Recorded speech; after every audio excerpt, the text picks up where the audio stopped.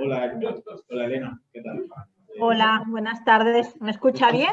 Sí, sí, disculpa el retraso, espero que no te No, hayamos hecho, que no no te hayamos pasa nada. desesperado demasiado. Estoy atenta a todas las intervenciones y lo que lamento es no estar ahí.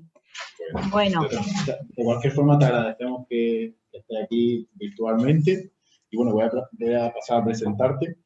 Elena Cantarino es profesora titular del Departamento de Filosofía de la Facultad de Filosofía y Ciencias de la Educación de la Universidad de Valencia, donde además ejerce como vicedecana. A lo largo de su intensa carrera ha dedicado numerosos trabajos al pensamiento español del barroco, entre los que se encuentran Baltasar Gracián y la razón de Estado, el político don Fernando el Católico, del modelo a la teoría y de la teoría al modelo. Gracián y el oráculo manual, de los medios del arte de prudencia y de la ocasión, el concepto de razón de Estado en los tratadistas de los siglos XVI y XVII, todos ellos artículos en revistas especializadas. Además, es autora del libro De la razón de Estado a la razón de Estado del individuo, Tratados político-morales de Baltasar Gracián. Su conferencia de hoy lleva por título Saavedra Fajardo, de la razón y del Estado. Pues, cuando quiera, Elena, y muchas gracias. Bueno, muchas gracias por la presentación y bueno, quisiera, antes de comenzar con mi pequeña contribución, pues agradeceros o disculparme y felicitaros, varias cosas. Agradecer pues al equipo y al grupo de investigación, ¿no? Todos vuestros trabajos, la organización de estos congresos o simposios y las publicaciones, ¿no?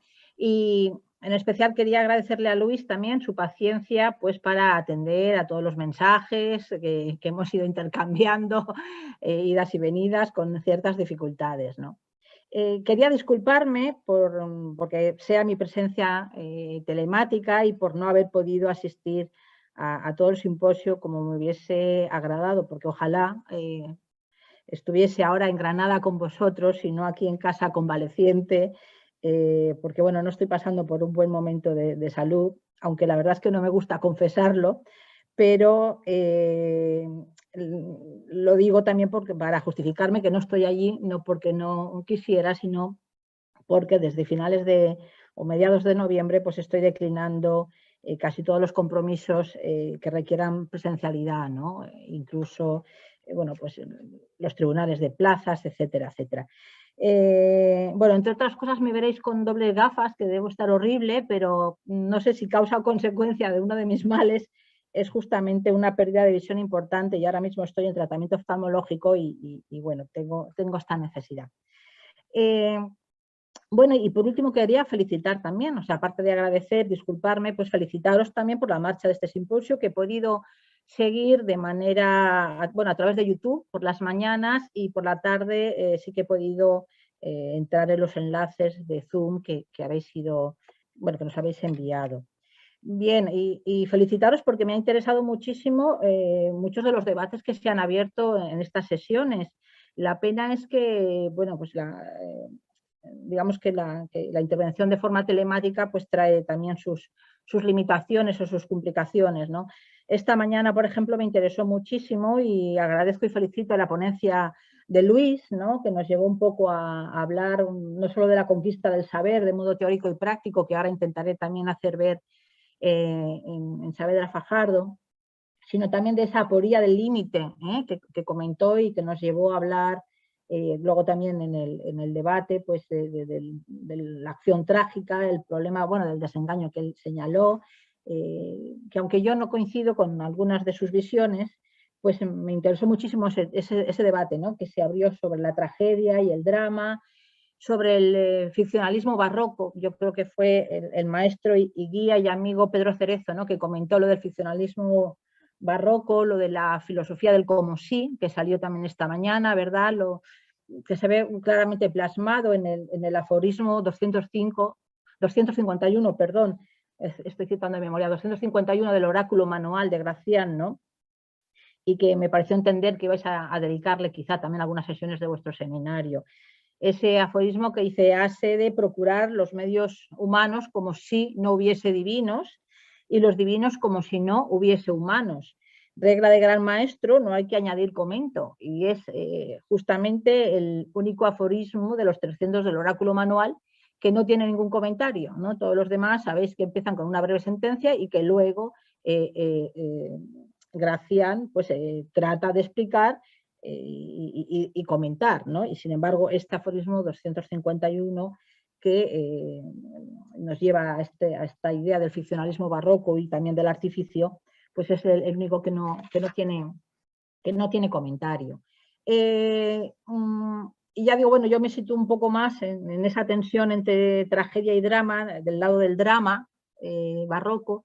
Me sitúo más también del lado del optimismo pedagógico, por ejemplo, que algunos defendemos en Gracián, pero bueno, que me interesó mucho, como digo, el debate, igual que el debate que se ha abierto esta tarde, ¿no? Ahora mismo, cuando estabais hablando del more geométrico, que de darse se daría desde luego en el barroco de tejas arriba, pero no de tejas abajo, donde todo es confusión, cifra y contracifra, ¿no? En el mundo de lo humano, por eso necesitamos torcedores y necesitamos descifradores, y con todo esto pues nos lleva al desengaño.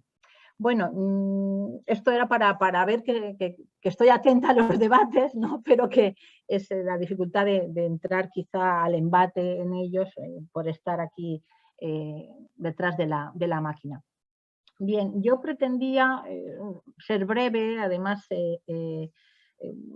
ir a algunos aspectos más quizá concretos relativos a la obra de Saavedra Fajardo, en realidad a sus dos pequeños tratados o textos, Introducciones a la política y razón de Estado del rey católico don Fernando, que fueron escritos en 1631, pero que sin embargo no vieron la luz hasta mucho más tarde, cuando se publicaron conjuntamente pues, en la segunda mitad del siglo XVIII. Pero quisiera ir un poco del contexto al texto y entonces comenzaría recordando cosas que yo, bueno, imagino que sabéis, incluso mejor que yo, pero bueno, para como digo, ir luego al texto con más detalle.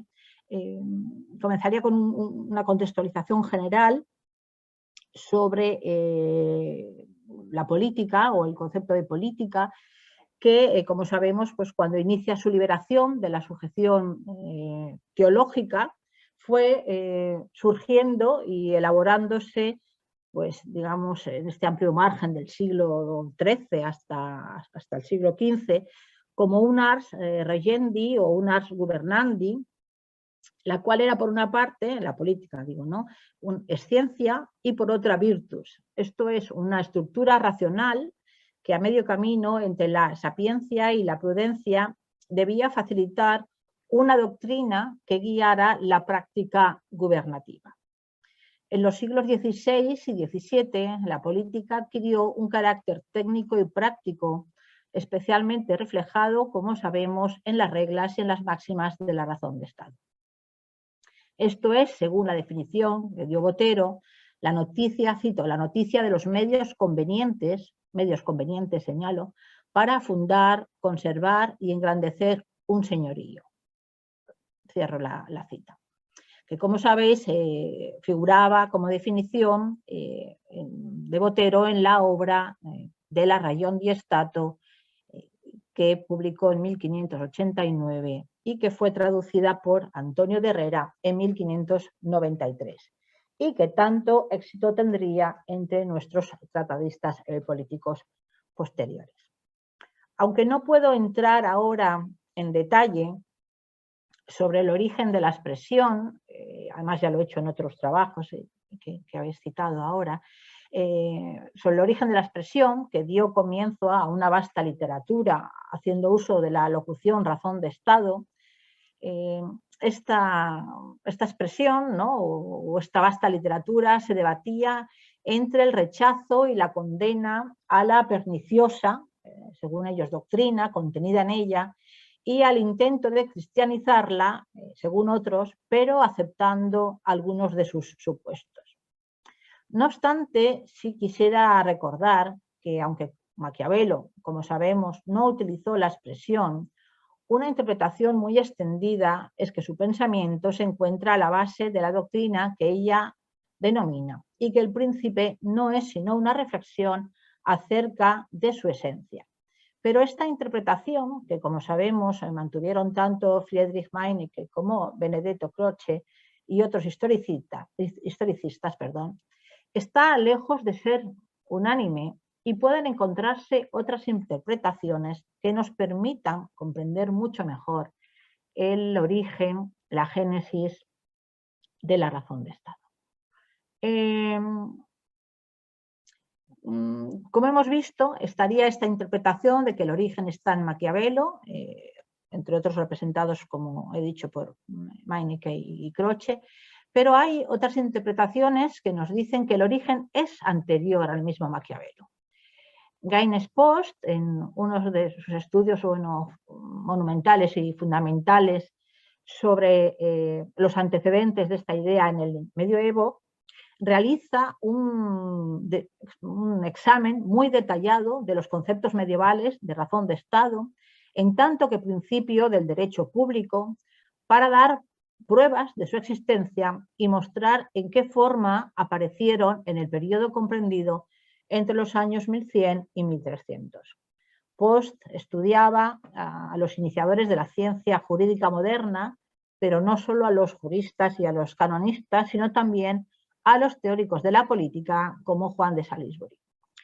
Análisis de expresiones como ratio publicae utilitatis o ratio status, surgidas justamente de la renovación del derecho público romano durante los siglos XII y XIII, le llevan a concluir que razón de Estado en ese periodo era una raison droite, ¿no? Una razón recta, una razón de Estado medieval que por un lado se configuraba como el arte o la ciencia del gobierno justo para proteger a los sujetos y sus derechos, y a la vez por otro la reflexión sobre la forma de afrontar las necesidades urgentes cuando el Estado y el bien público se encontraban en peligro. Otra de las interpretaciones es que la expresión, la razón de Estado, la doctrina de la razón de Estado, tiene su origen con posterioridad a Maquiavelo. Una de estas interpretaciones es defendida, imagino también como sabéis, por Michel Foucault, que señala además que esta noción se construye después de Maquiavelo e inaugura un nuevo tipo de racionalidad política cuyo contenido específico es el problema del arte de gobernar la res pública. Es decir, el conjunto de los hombres, de las cosas que comportan, las riquezas, las costumbres, los territorios, etc. Con vistas justamente a reforzar el poder del Estado en función de su propia racionalidad. Para Foucault, el príncipe no es una obra sobre la razón de Estado, sino más bien sobre la razón del príncipe. Es decir, un tratado sobre la habilidad del príncipe para conservar su principado. Pero, opina Foucault, que el planteamiento al que justamente se opone el arte de gobernar según la razón de Estado, cuyo objetivo es reforzar y fortalecer el poder del Estado mismo, lo que significa no solo que el Estado únicamente, lo que significa no solo que el Estado únicamente se considera en relación consigo mismo, souci de soi de l'État, sino también que se pone a sí mismo como fin, y ninguna otra instancia divina o trascendente, ninguna ley positiva, natural o sobrenatural, extraña a él puede limitarle. Finalmente, Foucault entiende, pues, que la razón de Estado no solo es posterior a Maquiavelo, sino que afirma, además, que está pensada contra él. Bien, otra de las interpretaciones nos indica que la razón de Estado se encuentra en el origen de un conflicto de valores que el florentino no podía plantearse desde su obra. En este sentido, los estudios de Carl Friedrich opinan o plasman que quien solo en un contexto en el que se expresa un conflicto entre el sistema de valores y los imperativos de seguridad o los imperativos de necesidad, puede surgir el problema de la razón de Estado. En este sentido, pues, en la obra de Maquiavelo no se plantea este conflicto, porque el secretario florentino no concibió finalidad alguna fuera del Estado y por ello no vio la necesidad de justificar los medios requeridos para su conservación. El problema de la razón de Estado aparece cuando autores como Botero tratan de reconciliar el sistema de valores, en su caso, el sistema de valores de la moral cristiana, con las exigencias y las necesidades de una conducta racional movida por los intereses del Estado. Otra de las interpretaciones es que el origen, aunque con otros antecedentes, es decir, teniendo en cuenta los estudios de James Post y de la razón de utilidad o de la razón de necesidad del medioevo, está el origen en la obra de Maquiavelo, pero porque posibilitó la aparición de un discurso sobre la verdadera razón de Estado que justamente fue desarrollado contra él. Y aquí, como sabéis muchos, están o se encuentran los estudios, por ejemplo, de Michel Senellat. Bien, en otros sitios he abundado sobre esto y también he dejado por escrito que hay que matizar, ¿no?, algunas de estas interpretaciones que justamente acentúan aspectos concretos, contextuales, ¿no?, sin atender a los textos a veces y a la elaboración doctrinal que se desarrolló fundamentalmente con la aparición del Tratado de Botero en el ámbito de la Contrarreforma. Para la mayor parte de estos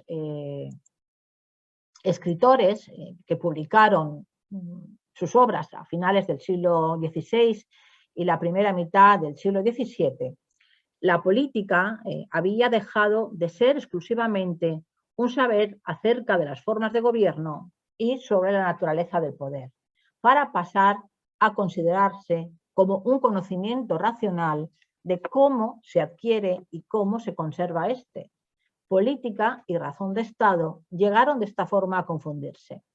La política era entendida en cuanto ciencia como sabiduría y experiencia, en cuanto técnica como las reglas sobre el modo de actuar, praxis política, para lograr el fin perseguido. Pero además también era concebida en cuanto arte, como la forma de conjugar prudentemente las máximas de la razón de Estado. La razón de Estado o la máxima del obrar político es la que dicta al gobernante qué tiene que hacer para adquirir, aumentar, conservar su poder y su estado. Esta consiste en reconocerse a sí mismo, es decir, conocimiento interior o esa introspección del interior, que ya se da también en algunas obras barrocas, pero también conocer su contexto, conocimiento del exterior, ¿no? De ahí también que se avance tanto en cuestiones de diplomacia, de conocimiento de los estados, etcétera, etcétera. Y en extraer de todo este conocimiento, conocimiento interior, conocimiento exterior, un conocimiento que sería las máximas del obrar. Estas máximas además están revestidas siempre de un carácter individual y a la vez general, de un carácter permanente y a la vez mudable. Es decir, esa tensión, ¿no?, que también hemos ido hablando y habéis ido hablando a lo largo de muchas intervenciones, que se da en el barroco. Es decir, entre lo individual, lo general, lo permanente y lo mudable, que además se debe modificar de acuerdo con los cambios. Es decir, hay que atenerse a la ocasión, que también será, como sabéis, un precepto barroco fundamental. Por otra parte, ya no se considera la política como la afirmación de una voluntad divina, de forma que deja de ser reflejo divino para pasar a ser una elaboración humana. La política es la razón de Estado llevada a la práctica en este sentido. Dejan, por tanto, de servir aquellos espejos de príncipes. La política no es reflejo en el espejo. El espejo se ha quebrado, lo que nos muestra que ya no hay una sola imagen que se refleja, sino un perspectivismo, que es también un aspecto fundamental del barroco, como sabéis. Apenas 2 años más tarde de la aparición de la traducción de Botero, la de Botero fue en 1593, pues apenas 2 años más tarde aparece en 1595, como también todos sabéis, de la mano de Pedro de Rivadeneira, su tratado de la religión y virtudes que debe tener el príncipe cristiano para gobernar y conservar sus estados. Trataba en él de formular una verdadera, cito, cierta y segura razón de Estado, opuesta a la falsa, incierta y engañosa de Maquiavelo y de los políticos. Cierro fin de la cita.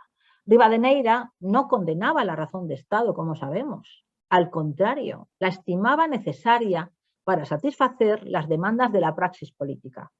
Pero en calidad de buena razón de Estado debería mantener sin quiebra alguna la supremacía moral de la religión frente a la política. La razón de Estado, entonces, entendida como máxima del obrar político, el conjunto de las normas que dicen al político o gobernante lo que debe hacer a fin de que pueda adquirir, aumentar y conservar el Estado, se había convertido en la suprema justificación del poder y sus métodos. La afirmación de que el poder del Estado debía procurarse por todos los medios posibles llevó a poner la razón de Estado por encima de cualquier otra consideración ética o jurídica. Por todo ello, y en especial por hacer de la religión un medio y solo un medio útil para el logro del poder y del mantenimiento del Estado, subordinándola de esta forma a la política, fue tenida entre los escritores españoles por inaceptable. Pero los escritores políticos del barroco condenaban únicamente la falsa razón de Estado, puesto que al mismo tiempo la consideraban necesaria para la praxis política, concebida por la mayoría de ellos como el conjunto de medidas que permiten la conservación del todo política. Es decir, es falsa razón de Estado, o como recordáis, razón de establo, como dice Gracián, ¿no? Pero es necesaria para esa praxis política siempre y cuando las máximas que en ella estén recogidas sean descubiertas por la propia razón humana.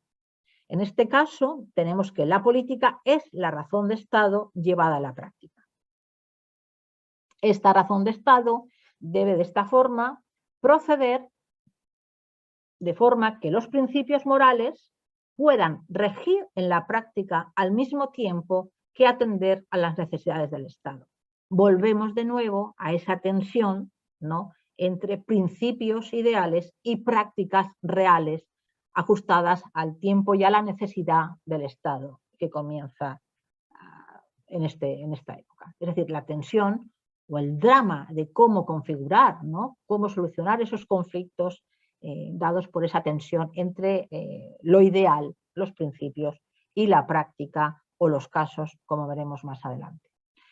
La nueva consideración de la razón política venía determinada, por un lado, por el rechazo de los medios propuestos por Maquiavelo y, por otro lado, por la necesidad de proponer medios acordes con las exigencias reales, no ideales, como dije antes, de la política. De forma que ahora la razón de Estado es el arte de lo posible en la política. Tenemos, pues, la política como razón de Estado y la razón de Estado como lo posible en política. Y para aliviar esta tensión y salir, digamos, de este drama, aparece la política cristiana, entre comillas, y ambas cosas unidas, ¿no? Política cristiana, como solución que, mediante el esclarecimiento de la naturaleza de la verdadera razón de Estado, cuyos límites, y aquí veríamos este problema de la aporía de los límites que Luis comentaba esta mañana en su ponencia, pues estos límites venían establecidos, en este caso, por los principios morales de la religión cristiana, pero debían a la vez permitir luchar y triunfar sobre los practicantes de la falsa razón de Estado o de la razón de Estado maquiavélica. Bien, por otra parte, y estrechamente vinculado a estas consideraciones, el debate sobre la naturaleza de la política era objeto también de muchas controversias. Como hemos dicho antes, la política era entendida en cuanto a ciencia como sabiduría y experiencia, e en cuanto a técnica como las reglas sobre el modo de manejar las cosas para lograr el fin perseguido. Pero en cuanto a arte, como la forma de conjugar prudentemente esas máximas o esos medios de la razón de Estado. Se trata, pues, de una sabiduría y una experiencia que el político como técnico o artesano y el teórico político podían encontrar acumuladas en la historia. La mayoría de los tratadistas políticos del barroco mantenían esa firme creencia en el valor ejemplar de los casos. Es decir, la cuestión de la experiencia se torna también una cosa fundamental, ¿no? El valor ejemplar de los casos concretos y la conexión entre los ejemplos registrados en la historia o en los casos pasados. De esta forma, el valor ejemplar de los casos servía tanto para los casos presentes como para los casos futuros, porque el conocimiento de los casos pasados se podría diagnosticar los casos venideros o podría diagnosticar los casos verdaderos. Tenemos aquí el tópico también de la rueda del tiempo o el tópico de la historia como magistre vitae, ¿no? De modo que surgen dos visiones diferentes y a la vez complementarias de la historia. Por una parte, la historia es un corpus sistemático, es decir, una acumulación de las experiencias individuales de todos los gobernantes. El teórico político lo que hace es abstraer, ¿no?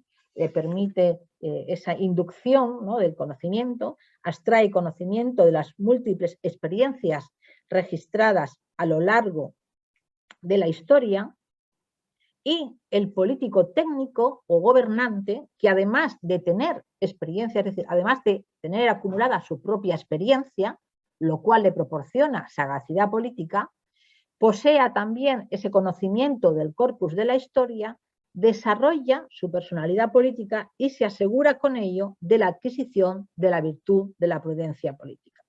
Es decir, tenemos el teórico político y el político técnico gobernante, que utilizan, digamos, esta primera versión de la historia como corpus sistemático y que permite, por una parte, al gobernante que tiene su propia experiencia ser sagaz, o obtener la sagacidad política, si queremos entenderlo así, pero por otra parte, ese conocimiento del corpus le permite también obtener o adquirir la virtud de la prudencia política, de forma que prudencia y sagacidad digamos, irían aquí en un mismo, de la mano, aunque también dentro de esa tensión de la propia experiencia o la experiencia de los otros. La otra visión de la historia es como fuente de ejemplos, es decir, como un registro o depósito de soluciones de casos concretos, de forma que se puede concretar soluciones a través de los casos y experiencias similares registradas y acumuladas también en la historia. En este caso, el teórico político y el político gobernante pueden considerarse como técnicos, cuya arte de aplicación podría llamarse casuismo histórico, que se valdría de los ejemplos como de autoridades. En este contexto, bajo las influencias lipsiana y tacitista que no puedo desarrollar, cabe entender también, obviamente, la obra de Saavedra Fajardo, que no hizo otra cosa, o ya fue bastante, en estos tratados que nos ocupan, es decir, en la introducción a la política y la razón de Estado, valerse de estas armas, digamos, adquiridas a través de su experiencia personal, dada por su vida diplomática o inicio de su vida diplomática, por las lecciones aprendidas a través del discurso histórico, de forma que podría ofrecer ya un paradigma de la razón de Estado concretada en la figura del monarca católico.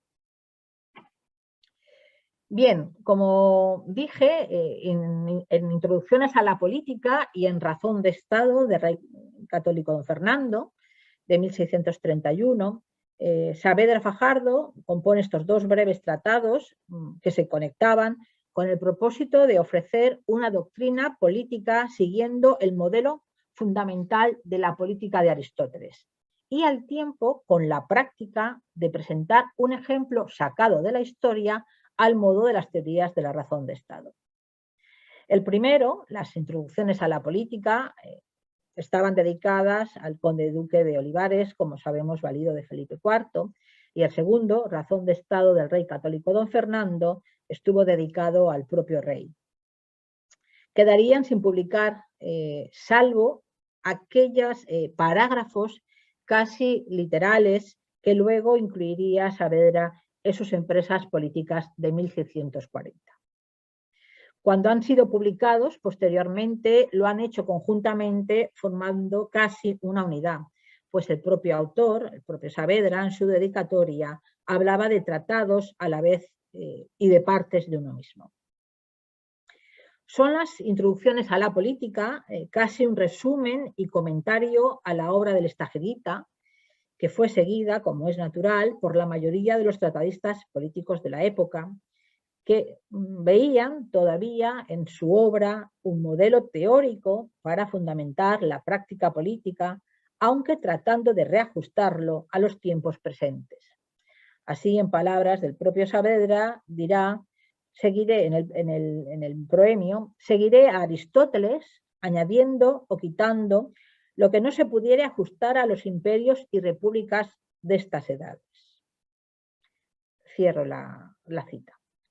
Pero como doctrina y práctica, ¿no?, como ideal y casos reales, van a ser inseparables. Este cuerpo se formará de doctrinas y de historia.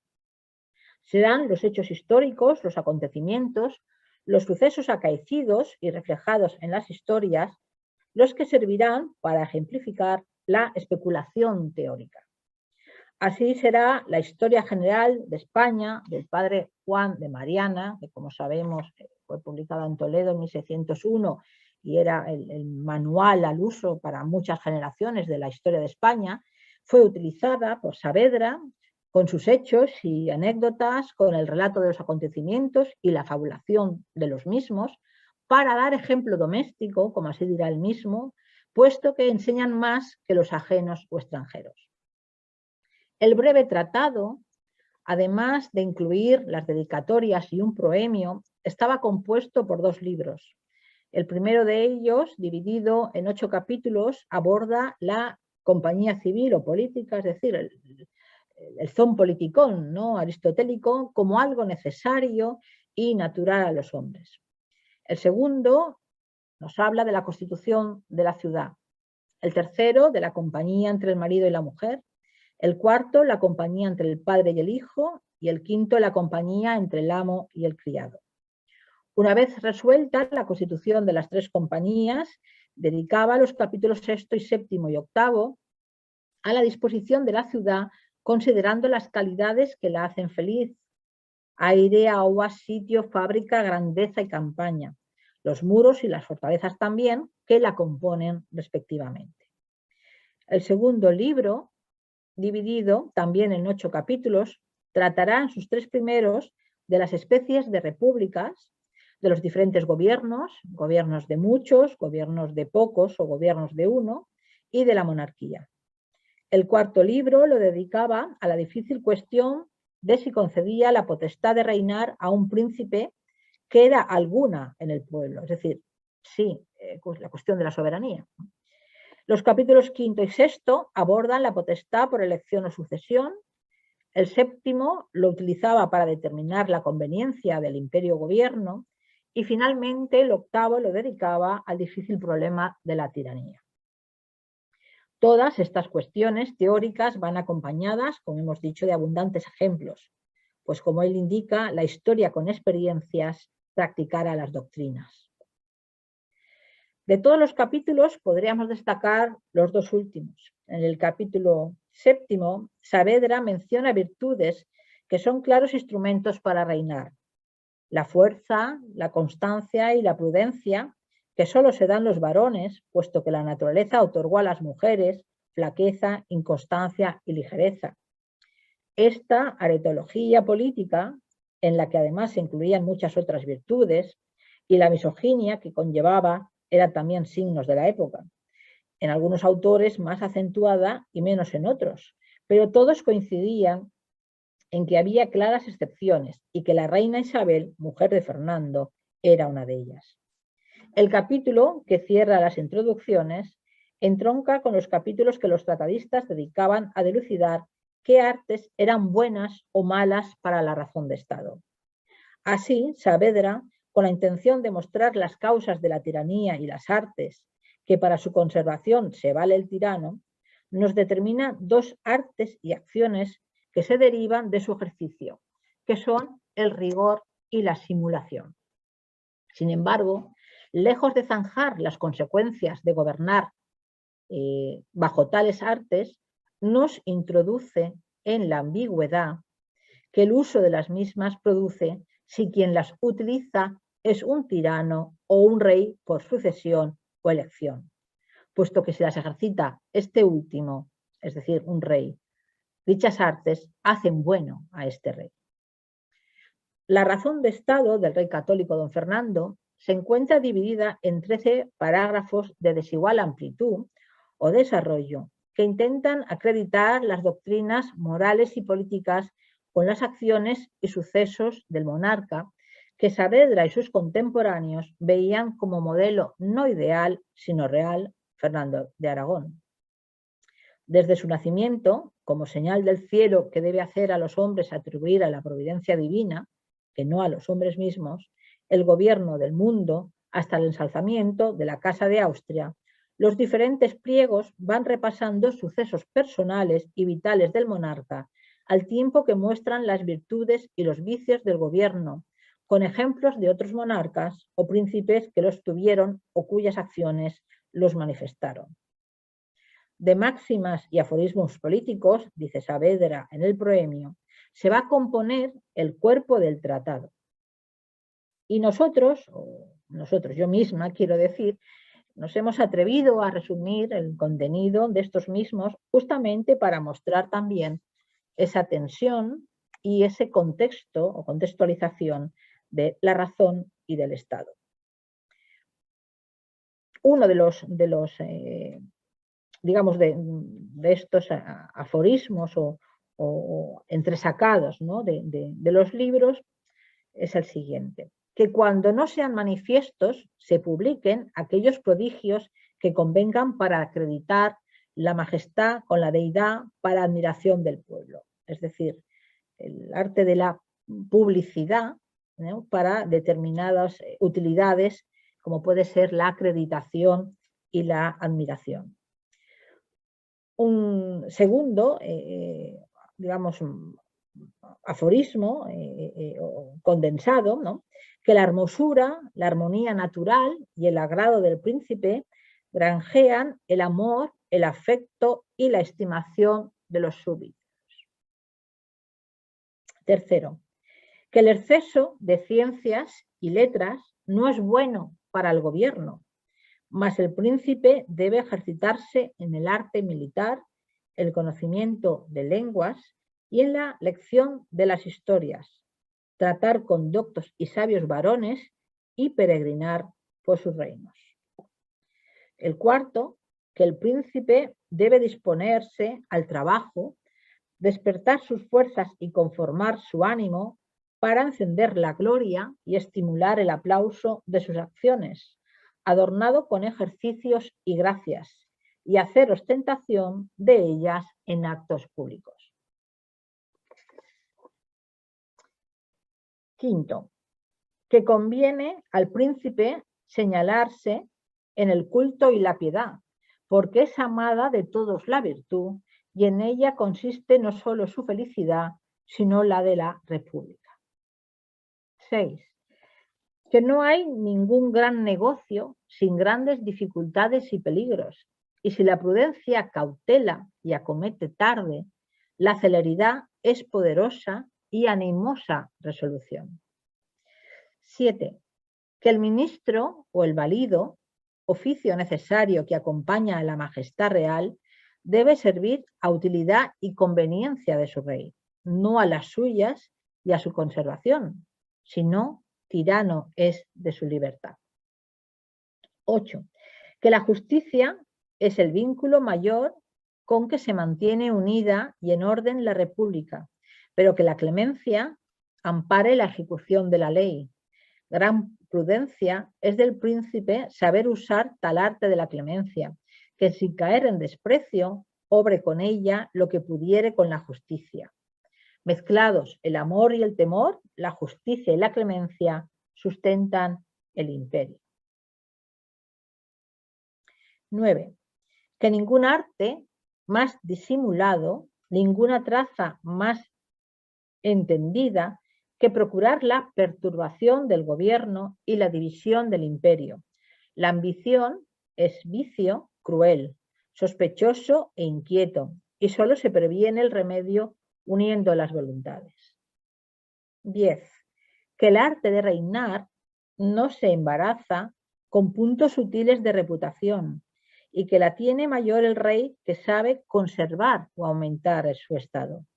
La reputación no está en el sujeto, sino en la opinión exterior que se tiene de él. Nunca puede convenir a la república un príncipe vil que falte a la fe, que falte a la palabra y a las demás obligaciones de su persona y grandeza. Pero que el príncipe sepa contemporizar, disimular ofensas, deponer la entereza real, despreciar las supersticiones de la fama, consultarse con el tiempo y servir a la necesidad, cuando así conviene para la conservación de su estado, sin que ligeras apariencias de reputación le tengan cobarde en las resoluciones con daño del público bien. No sabe reinar quien teme demasiadamente los odios. 11. Que en las armas está el derecho de reinar. Juzga el pueblo las cosas por las apariencias, no por la sustancia, y tiene por más justa la causa más poderosa, que ningún remedio más eficaz que la celeridad y presencia del príncipe en los tumultos civiles y el levantamiento de las ciudades. 12. Que los sucesos de la guerra dependen los imperios, por lo que mejor que los erarios están en los templos las riquezas, para asegurar con ellas la religión y con la religión el imperio. En casos de extrema necesidad, la misma razón natural obliga a exponer las vidas por la conservación de la república y hace lícita la usurpación de los bienes eclesiásticos. 13. Que si el príncipe se niega a los ojos y a la lengua, intérpretes del corazón, se niega también a la necesidad y al remedio. Úsese de las audiencias públicas y secretas. La comunicación y el manejo son los libros donde se aprende a reinar, y la humanidad en el príncipe es dulce servidumbre en el vasallo. 13 parágrafos o 13 síntesis a modo de aforismos, que condensados de esta manera no son sino la esencia de la verdadera razón de Estado que el propio monarca, don Fernando, utilizó en su quehacer y obrar político según la perspectiva de Saavedra, cuyo texto, estos dos pequeños textos tratados, no desdicen del contexto de su época. Es verdad que en todos estos, a modo de aforismos o resumidos, estos no son es decir, las máximas o aforismos que he leído no son propias de Saavedra, sino que resumen todos estos libros que componen, todas estas 13 partes o 13 parágrafos en los que está dividida la obra de la razón de Estado del rey católico don Fernando. Como hemos visto, pues, la tensión es esencial entre la publicación y el secreto, entre la acreditación y la ocultación, entre la hermosura, pero el afecto también, la estimación y el temor, entre el exceso y el defecto del conocimiento de las ciencias y de las artes, entre la gloria y la fama, o el aplauso y la gracia, entre la virtud que ha de ser tenida, pero también la prudencia con cautela, la celeridad y a la vez también el tiempo que ha de tomarse el gobernante, la utilidad y la conveniencia, la justicia y la clemencia, el amor y el temor, la disimulación, la perturbación, la división, la conservación y el aumento, el faltar a la palabra o no darla, pero también teniendo en cuenta que no se puede justamente faltar a ella, ¿no? Y en base a todo ello, esta necesidad de servir a la conservación del Estado, de saber reinar en cuanto hay que estar a la necesidad del mismo, en saber utilizar de las armas y de las apariencias también, y obviamente asegurar que la religión esté también como unificadora de todas estas, digamos, armas, estrategias o máximas de razón de Estado.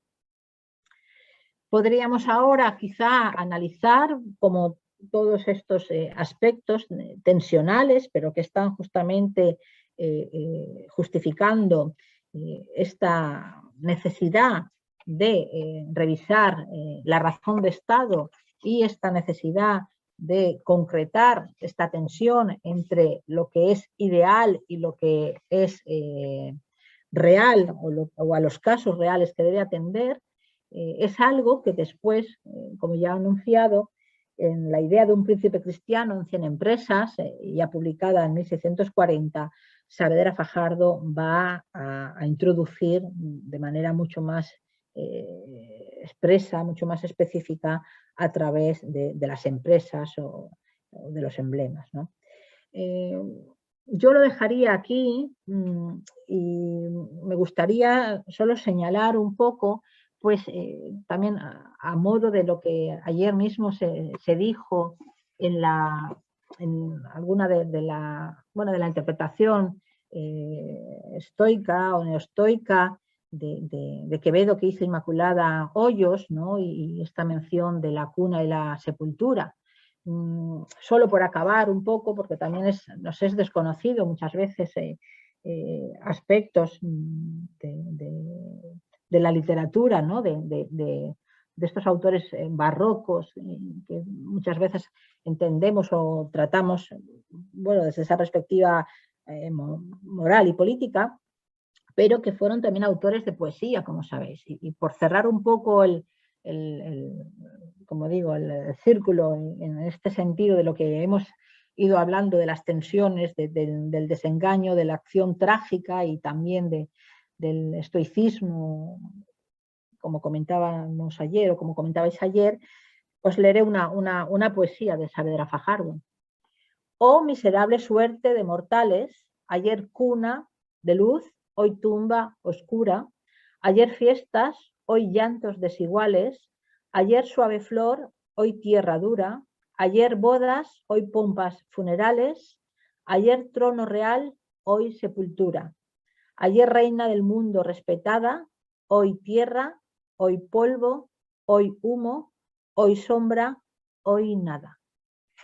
Muchas gracias.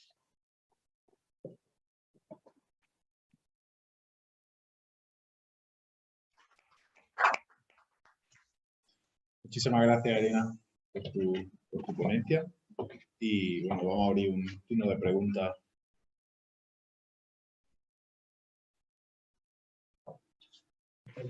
Claro. Pedro Cerezo.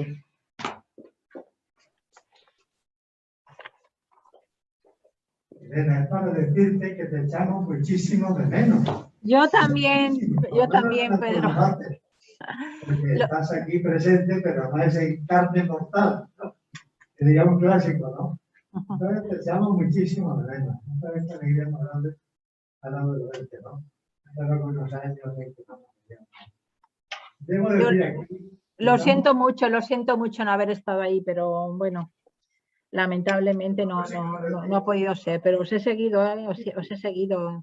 Pero lo que quiero hacer constar es que gracias le debe mucho, muchísimo, llamo rosario o lo eterno rosario, ¿no? Gracias a la obra de dos mujeres españolas, Aurora Ejido y Elena Canterino. Creo que son las mejores intérpretes de más calidad y categoría nacional e internacional por el pensamiento. Aurora y Elena, sobre todo, el pensamiento político en general del barroco, muy especial de saberla. Y también, además, es creadora de la revista Conceptos, ¿no?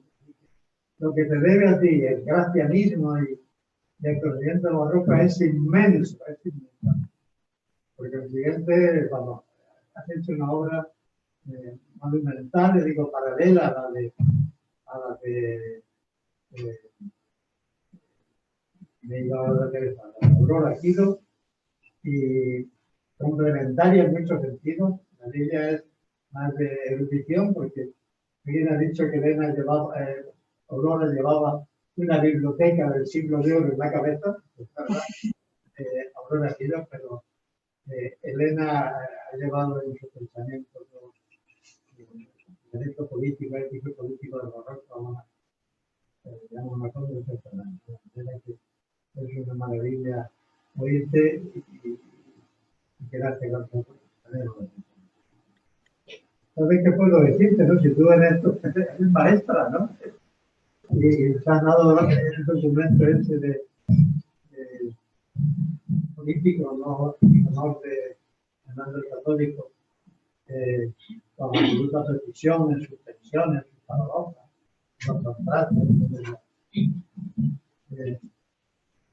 No son un periodo de cosas, pero en fin, como es que tengo que recordar que el príncipe cristiano de Rivadeneira en algún momento dice: hay algunos que del Estado hacen religión y otros de la religión hacemos Estado. Está claro que él está en los segundos. La verdad que los dos de mi juicio son funestos, ¿no? Los que hacen del Estado religión y los que hacen de la religión Estado, ¿no? Pero Rivadeneira lo dice así, como diciendo, la religión todavía era un principio que unificaba, identificaba y podía moralizar el Estado, lo dice abiertamente. Aunque él, por supuesto, también tiene un sentido ya de la política con más prudencial, pero en ese punto ya más intransigente, ¿no? Creo que gracias no habría una afirmación semejante, no llega a hablar de no solo de moralizar, sino de politizar la moral, pero de convertir la religión en Estado, por así decirlo, en el sentido fuerte de Spinoza, digo, de Rivadeneira, creo que no, ¿no? Creo que, de todos modos, esa expresión de Graciano, no sé en qué momento, politizar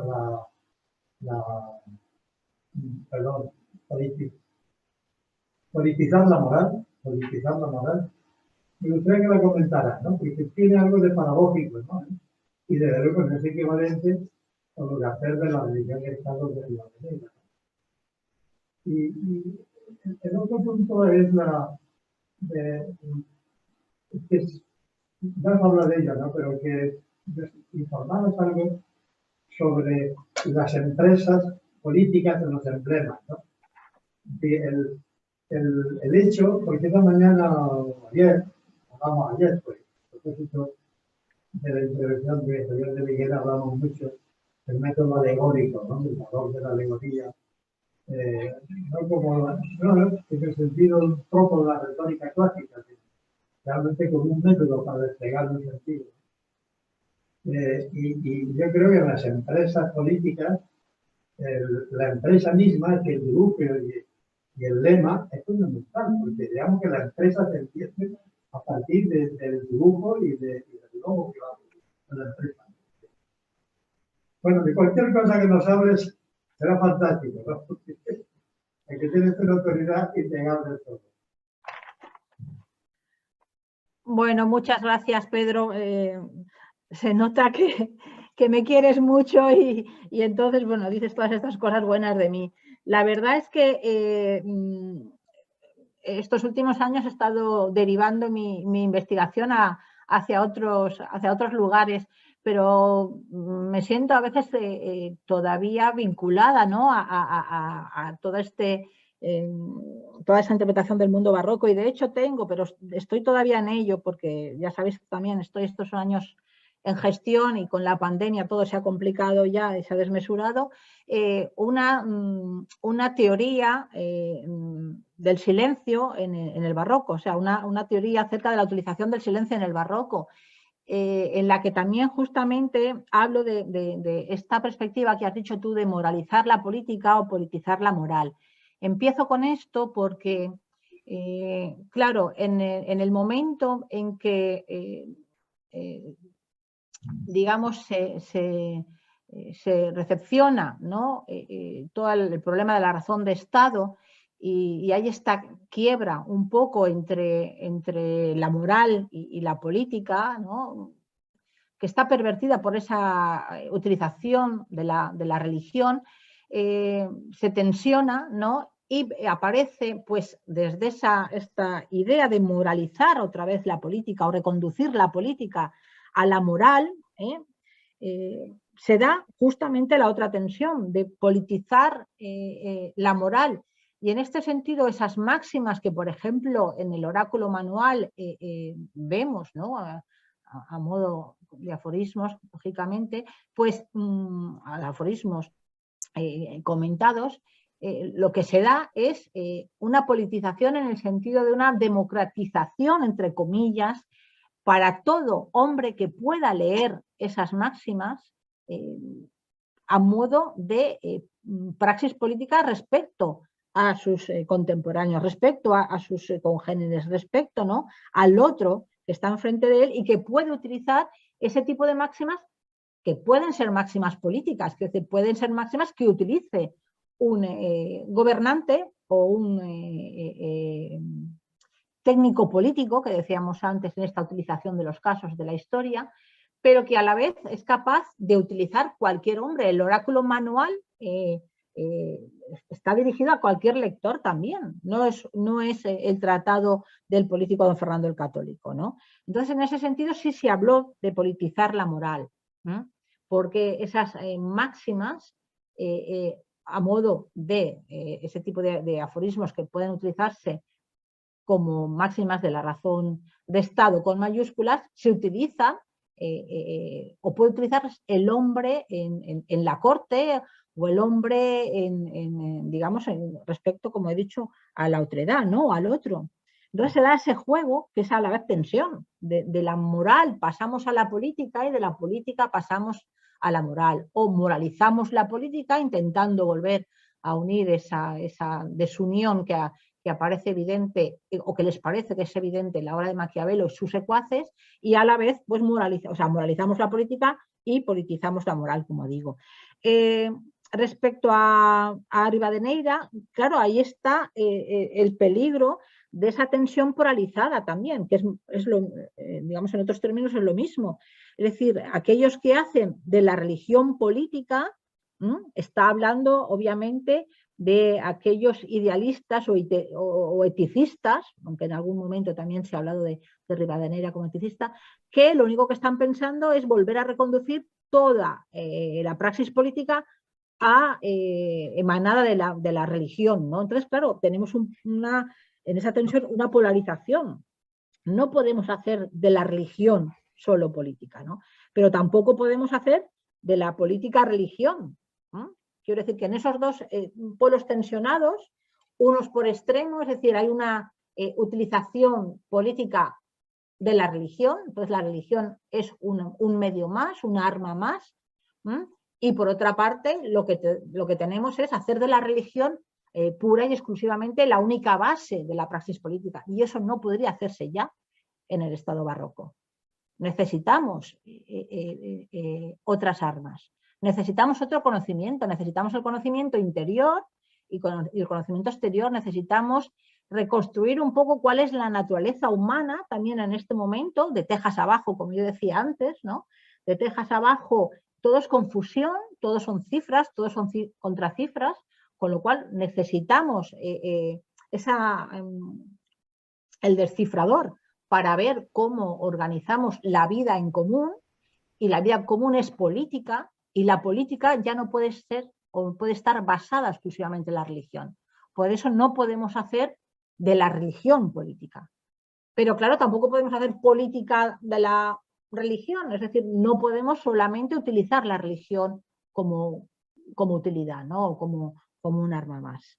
Entonces, en esa tensión, yo creo que Rivadeneira y Gracián también están en contra de la polarización.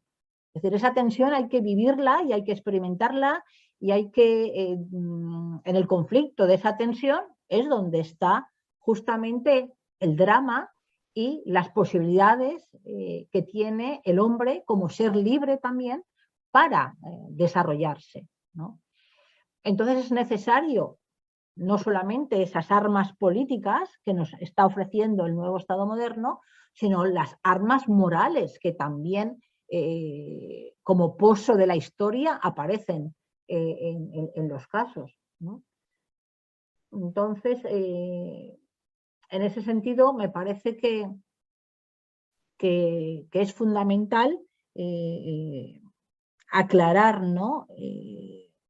Una confusión que yo he visto, por lo menos en otros teóricos o en otros intérpretes italianos y franceses sobre la razón de Estado, ¿no?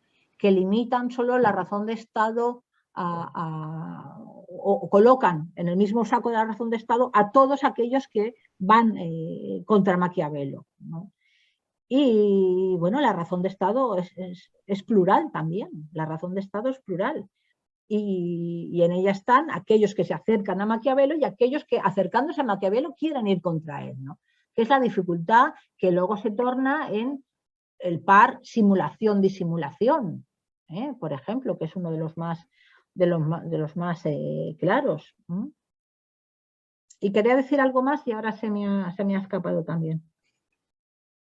Bueno, no sé si he sido clara, porque esto tiene cierta dificultad. Luego las posturas individuales son complejas, ¿no? Todos los tratadistas, partiendo a lo mejor de una misma fundamentación, dan su propia reflexión, ¿no? En torno a estas máximas de la razón de Estado. Pero yo creo que en ese conflicto, en esa tensión, justamente es donde está el drama. Tenemos que actuar a la ocasión, es lo que quería también introducir antes, tenemos que actuar a la ocasión. Y las historias están ahí, pero no podemos hacer solamente uso de ellas como casos pasados. Igual que no podemos hacer casos o usos de Aristóteles y de Platón. Tanto Saavedra, como he dicho en la introducción a la política, dice claramente, voy a usar de Aristóteles aquello que me puede servir ahora, en el momento actual, pero voy a tener que eliminar aquello que Aristóteles ya no me dice nada, ¿no? Aunque sea una autoridad, no puedo hacerlo. Y Gracián lo dice también en una de las crisis del Criticón. Las de Platón y Aristóteles eran buenas para otros tiempos, pero en estos tiempos ya no nos sirven, tenemos que ir a Botero. Tenemos que ir a Botero o los tratadistas de la buena razón de Estado, porque ellos nos dan las armas para la praxis política, pero también para la praxis moral, ¿no? Atenerse a la ocasión me sirve tanto para, digamos, realizar una práctica o un gesto político o tomar una decisión política como para una praxis moral, es decir, para una acción moral, ¿no? En este precepto, por ejemplo, de atenerse a la ocasión, ¿no? Igual que el aforismo que comentabais esta mañana y que también dije yo, el 251, ¿no? del oráculo, la ficción, el artificio, el actuar como si, ¿no? Esta tensión del actuar como si los medios humanos existieran y no los divinos, o como si existieran divinos y no humanos. Es la misma tensión dramática por la que tenemos que optar, y en esos conflictos hay que optar, pero además estando eso a la ocasión, y optar por ello en función de nuestra propia práctica, que pueda ser en un momento exclusivamente política, si lo que tenemos son gobernantes, ¿no? Pero también nuestra praxis moral cotidiana frente al otro. Gracias, ya no digo más porque podría extenderme. La siguiente palabra, José Antonio Pérez Tapia. Bueno, la última. Bueno, pues otra voz que podemos aportar. Muchas gracias, doctora Cantarino, por la aportación que nos trae. Y nos alegramos muchísimo de ella, de esa propia temática, y además, como ha dicho nuestro mayor Pedro Cerezo, deseando la recuperación que llegue lo antes posible, ¿no? La salud tan preciada. Bueno, quería plantear plantear algunas cuestiones ante este tema central en el pensamiento de la política por parte de autores del barroco en torno a la razón de Estado, además con aspectos tan interesantes como los que ahora se ha traído a la conversación, al hilo de las polarizaciones de Rivadeneira. Bien, por una parte hay que subrayar que llama la atención la atracción que producía la figura de Fernando de Aragón, Fernando el Católico, ¿no? Bueno, pues por Saavedra Fajardo, por Gracián, por parte de otros, y bueno, por el mismísimo Maquiavelo, el príncipe, ¿verdad? Porque ciertamente fue una figura muy relevante y que no se sepa, en fin, con algo más de conocimiento, dicho en general por la sociedad española, muestra mucho de las carencias de la sociedad española en cuanto al conocimiento de nuestra propia historia, y más relativa al Reino de Aragón. Bueno, pues, pero claro, lo que diría a continuación es que esas referencias a Fernando el Católico son pues, muy hagiográficas, es decir, que también implican una idealización de este rey, que también se le pasó la mano en algunas cuestiones. Es decir, en este caso, bueno, pues es verdad que si se le aplica que ha salido por razón de Estado, hablaremos de cómo recluyó a su hija Juana de Castilla. Bueno, pues, claro, su figura. Pero bueno, eso quedaría marginal en la argumentación, ¿no?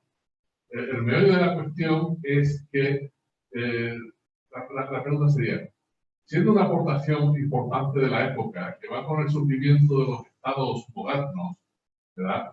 En el marco de las monarquías absolutas, el pensamiento del barroco, cuando trae a escena la razón de Estado, pues hace una aportación fundamental a la teoría del Estado, a la teoría política, a la teoría jurídica al respecto, y no solo teoría, sino a la práctica, hasta el día de hoy.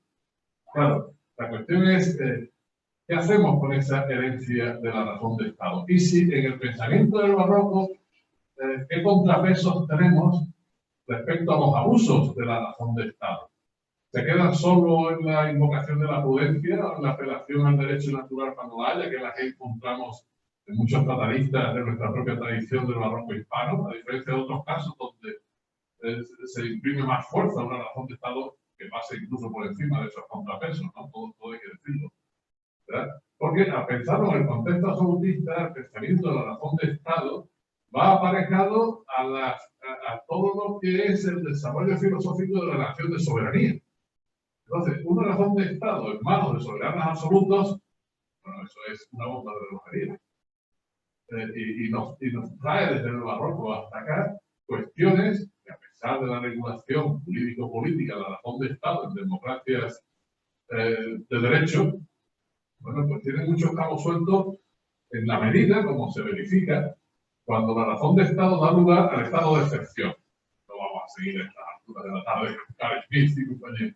Pero ahí hay un riesgo, no sé, ¿qué se puede decir? No lo vislumbraban, o empezaba mucho la realidad política, porque de hecho, a pesar de todos estos contrapesos que son encomiables y no necesarios, en la medida que no había contrapoderes, división de poderes, pues se está gestando una teoría que alienta una práctica de la razón de Estado que conlleva el abuso del estado de excepción. No sé si, bueno, no voy a abundar más porque la hora no me lo permite ni debo hacerlo, pero en fin, por si hay alguna reflexión que nos pueda aportar así de remate de tu magnífica exposición. Muchas gracias.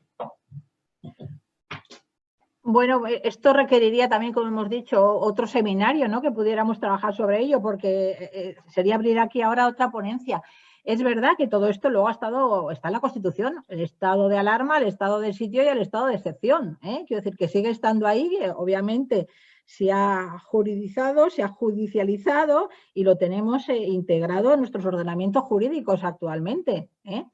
Ya digo que, bueno, estoy de acuerdo contigo, con la expresión y ahí ha sido, era una dificultad importante, ¿no? Oponer a eso algo más que la prudencia. Pero ya digo que sería entrar en un debate ahora o en una serie de comentarios muy amplios quizá, pero podría incluso, ¿no? Organizarse un seminario o unas jornadas sobre esa evolución de la razón de Estado hasta hoy, que como digo está en nuestra Constitución. Bueno, pues muchas gracias, Elena. Me ocurre mucho más, pero es que no sé si ahora está permitido seguir un poco sobre esa línea que además es sumamente interesante, ¿no? Hasta cuándo, bueno, entra ya la división de poderes a intentar delimitar, ¿no? Esos abusos, esos usos y abusos de la razón de Estado, ¿no? Bueno, pues nada, muchas gracias.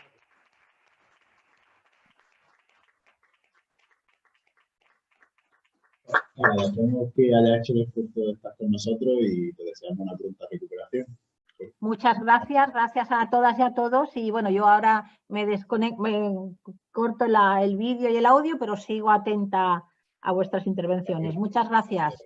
Un fuerte abrazo a todos, a Pedro, a Luis y a todos los que habéis organizado este simposio. Muchas gracias. Gracias.